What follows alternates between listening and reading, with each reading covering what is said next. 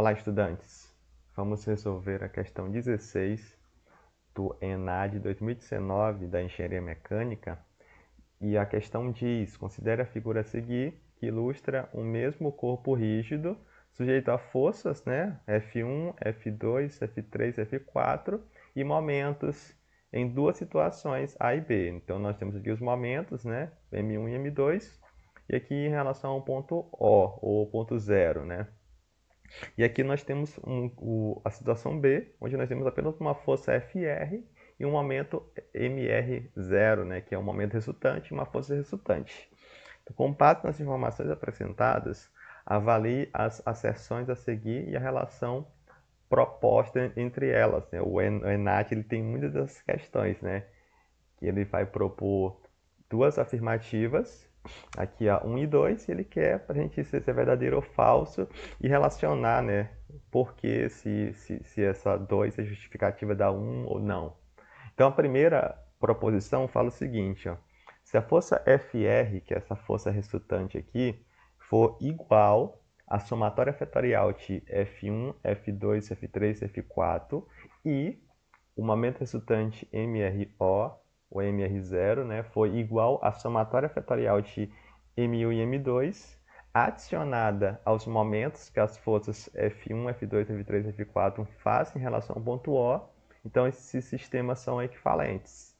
Porque o momento das forças depende da escolha do ponto de referência. Então, o ponto de referência aqui é o ponto zero, ou ponto O. Então, vamos tentar destrinchar essa questão. Primeiro, aqui ele vai colocar as opções para a gente escolher. A gente vai voltar para esse slide daqui a pouco. Então, vamos primeiro relembrar o que é um momento em termos de formulação vetorial. Então, o momento de uma força nada mais é do que a tendência a rotacionar, que é gerada através de uma força quando essa força ela não passa, a linha de ação dessa força, a linha de ação é essa reta aqui que define a direção do vetor força, quando ela não passa pelo ponto de referência. Se essa força aqui ela tivesse a linha de ação passando pelo ponto O, não teria uma tendência a rotacionar, apenas a transladar. Então isso é uma característica que diferencia um corpo rígido de uma partícula. O corpo rígido, nós vamos ter forças que vão atuar, e essas forças elas vão ter a tendência a rotacionar o nosso corpo rígido. Isso não acontecia na partícula, porque o conceito de partícula é um idealizador, no qual a partícula ela funciona como um ponto no espaço. Então, nós não temos ações de momento. Então, essa tendência rotacional ela acontece quando uma força ela é aplicada e essa força não passa pelo ponto de... A linha de ação da força não passa pelo ponto de referência, então ela vai tender não só a transladar, mas também a rotacionar. E bidimensionalmente, nós fazíamos uma formulação escalar no qual o momento, que é um escalar, bidimensional, era igual à força, a intensidade da força que multiplicava a distância perpendicular. Mas em termos tridimensionais, nós vamos utilizar a formulação vetorial, no qual o momento em relação a um ponto especificado, então o momento de uma força em relação a um ponto especificado, aqui é o ponto O, vai ser igual a um produto vetorial, que é uma operação entre vetores, e esses vetores que vão fazer o produto vetorial vai ser esse vetor R, que é o vetor posição, e o vetor F, que é o vetor força. Esse vetor posição aqui é um vetor posição especial. É um vetor posição que ele parte do ponto de referência, que é o ponto O. Então está aqui o vetor R, vetor posição. Ele parte do ponto O e ele chega até a linha de ação da força F. Então, eu poderia também utilizar, para calcular o momento dessa força em relação ao ponto O, esse outro vetor R1, que seria aí também um vetor que sai do ponto de origem e vai até a linha de ação da força. Então, qualquer vetor que sai do ponto de origem ou ponto de referência e vai até a linha de ação da força, ele pode ser usado para calcular o nosso momento. E F é a força, aí no formato vetorial também. Lembrando que o produto vetorial ele não tem a propriedade comutativa, então essa ordem R vetorial F tem que ser seguida. E a gente pode calcular esse produto vetorial usando esse determinante, se eu tenho o vetor R e o vetor F em formato cartesiano, ou seja, em coordenadas em x, em y e em z, eu posso usar esse determinante para poder calcular esse momento em forma vetorial também, forma de formulação vetorial, certo? E esse momento nada mais faz ser do que esse vetor, né? Então, produto vetorial, eu vou ter como resultado de produto vetorial outro vetor, que é esse vetor MO, que ele vai estar, né, num plano perpendicular ao plano formado, né, entre os vetores R e vetor F, que são os vetores nos quais geraram, né, o vetor resultante, que é o vetor momento, né? Então, essa é a formulação vetorial do nosso momento. E outro conceito que nós temos também aí na mecânica dos sólidos é o conceito de simplificação de um sistema de força e de binário. Binário nada mais é, ou momento de binário, que um momento gerado por duas forças que têm a mesma intensidade, têm a mesma direção, mas têm sentidos opostos. Então, a gente gera uma tendência a rotacionar, a gente chama de binário, quando as forças elas têm a mesma intensidade, têm a mesma direção, mas têm sentidos opostos. Um exemplo é quando a gente vai movimentar o volante de um automóvel, né? Então a gente faz forças com a mesma direção, com a mesma intensidade, mas com sentidos opostos. Então, algumas vezes é conveniente a gente reduzir, ou seja, simplificar um sistema, né? Então, aqui, por exemplo, eu tenho esse sistema com duas forças, um momento de binário, e eu quero simplificar ele para ter apenas uma força e um momento resultantes. Então, a gente pode substituir esse sistema por um mais simples, né? Uma simplificação. Então, o que acontece? Essas forças F1 e F2 e os momentos nós vamos transferir para o ponto de referência, que é o ponto O. Só que acontece o seguinte, né? O momento de binário, M, ele pode ser colocado, ele pode ser transladado, ele pode ser levado para o ponto O tranquilamente, porque o momento de binário é um vetor livre, ele não depende desse ponto de origem, o momento de binário, tá certo? Então ele poderia vir tranquilamente e atuar aqui no ponto O, mas as forças não.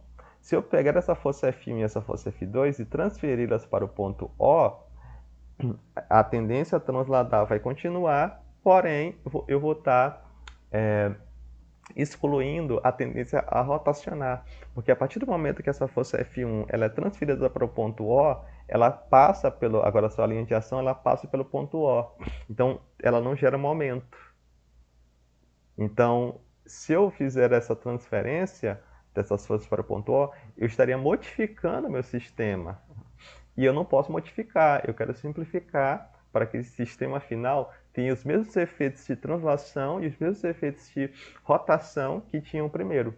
Então, por isso, para compensar esse momento que some, eu tenho que adicionar vetores novos. Então, notem aqui, que quando eu transfiro a força F1 para o ponto O e a força F2 para o ponto O, surgem, né? Eu tenho que compensar esse momento que eu estou perdendo, entre aspas, adicionando aqui dois vetores adicionais, que são os vetores MO1 e MO2, que nada mais é do que o momento, notem aqui, R1, F1, é o momento que essa força ela faz em relação ao ponto O.